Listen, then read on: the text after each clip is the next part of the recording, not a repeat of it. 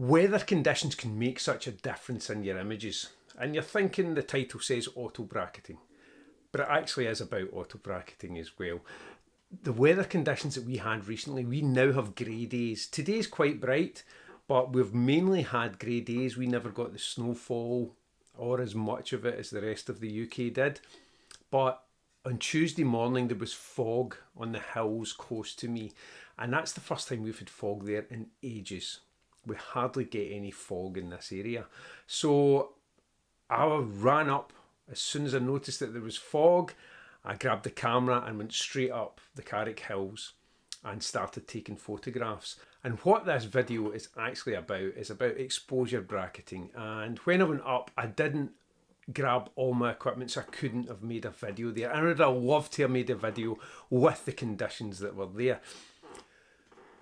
So what I did was I returned yesterday and I took what I hoped to be the same composition, just to show the difference the atmosphere can make to your images. Again, I did exposure bracket it, but it just shows you the difference. And I'll put the images on screen just to show you the difference that it can do. Although the video is mainly about exposure bracketing and the techniques involved in it and why we do it, I just thought it would be good to show you how different weather conditions can change the actual scene that you see. And we all know, for me it was quite exciting from the point of view that we don't often get fog, as I've said.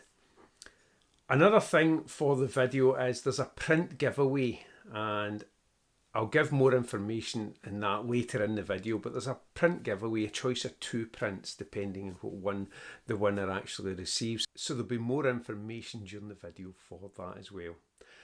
I hope you enjoy this. It's an instructional type location, so I hope you enjoy the video.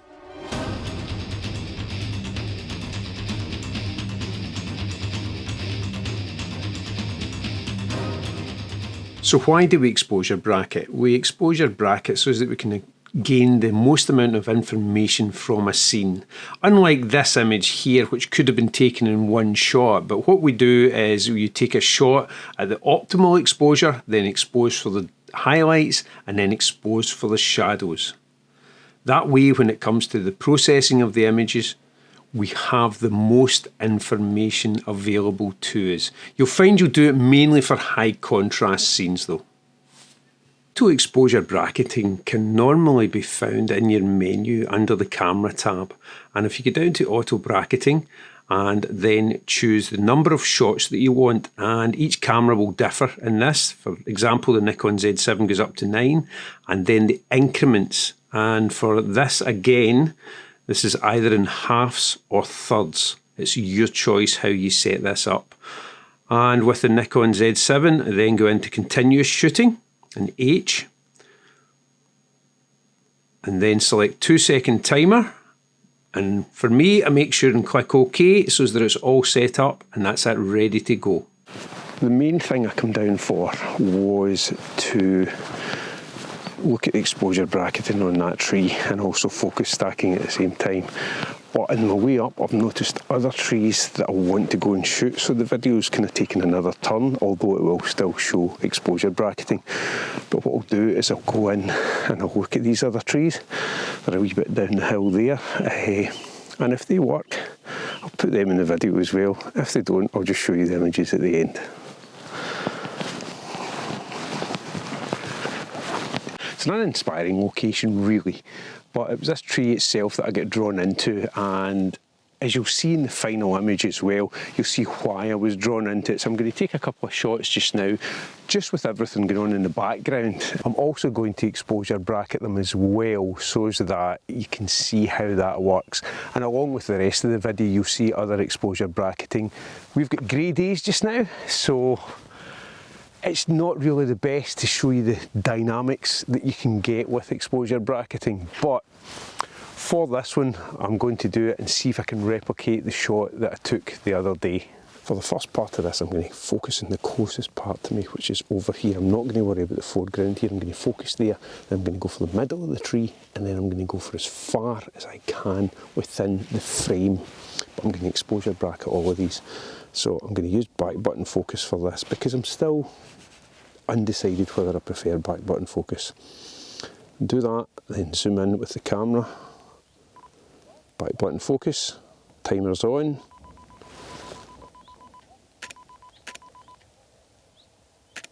There's my first of the 3. Second of the 3, I am going to zoom in here, back button focus. Again, the timer's on for this. Right, with that, I've got F11 at the foreground, F11 kind of mid-frame. I'm going to go for a distance shot, but I'm going to take 2 or 3 extras just in case. So I'm going to go for, there's a bush away in the background there, so I'm going to get in there, zoom in.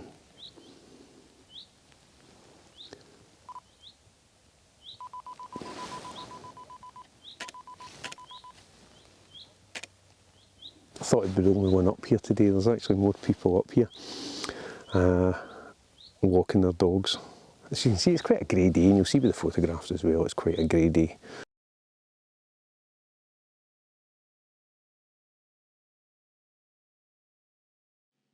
Okay, so here's the 3 images, and here's the first one with the focus area here, the second series of images with the focus area here, and the third series of images with the focus area on the bush in the background. I'm going to show you how to put these together. So basically it's select the first one, second and third of the exposure bracketing, and then right click, photo merge and HDR. That's Lightroom merged all 3 exposures together, and I have auto settings checked. I normally uncheck that. And you have the ghosting as well. The ghosting will show in red if any of the areas have moved. I was very lucky today when I went up. There was no wind at all at the beginning of the morning. So what I'm going to do, uncheck that and click merge, and then move on to the next 3. So 1, 2, 3. This is the second exposure on this area here. Right click, photo merge, HDR, and I'll do the same for the third one as well. Now that Lightroom has done that, I go in and find the DNG files. So that there will be the DNG file, so I'll just mark that in red. Find the next DNG file, which is that one, mark that in red. And then the next DNG file, which is that one, mark that in red. So the next step in the process is taking it into Photoshop and merging them together, focus stacking them. So select that one, hold down Control and select all 3, right click, edit in, Photoshop is open as layers in Photoshop. Now that they've opened as layers in Photoshop, it's just goes through the same process again. So select all 3, copy them up, Control and J or Command and J. Select the bottom 3, put them into a folder, and in my case I turn the folder off just so that I know, and then select these 3 again, holding down Control in the keyboard, and then go into Edit, Auto Align Layers. Auto selected, click OK, let Photoshop do its magic, and then edit, auto blend layers, and again stacked in seamless tones and colours. I personally don't use content aware fill transparent areas. Click OK. And as you can see, Photoshop has now completed that. What I'm going to do is Shift Alt Control E or Shift Alt Command E in a keyboard, and then I'll go ahead and edit it.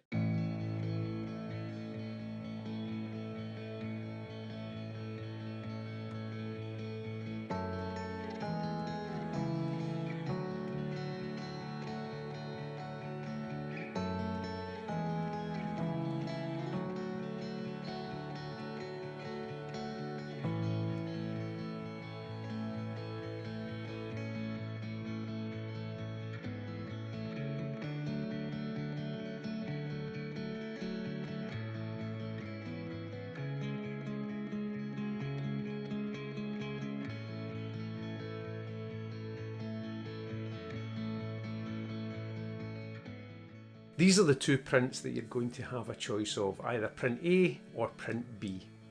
So what I'll do is I'll draw a winner in a couple of weeks' time and announce that in a video in a couple of weeks' time, and I'll get that packaged up and sent out to you. It doesn't matter where you are in the world. It just may take a little bit longer to reach you, but it'll be sent out to you. So I'll announce the winner. So all you have to do to win one of these prints is in the comments put print A or print B, and that is it.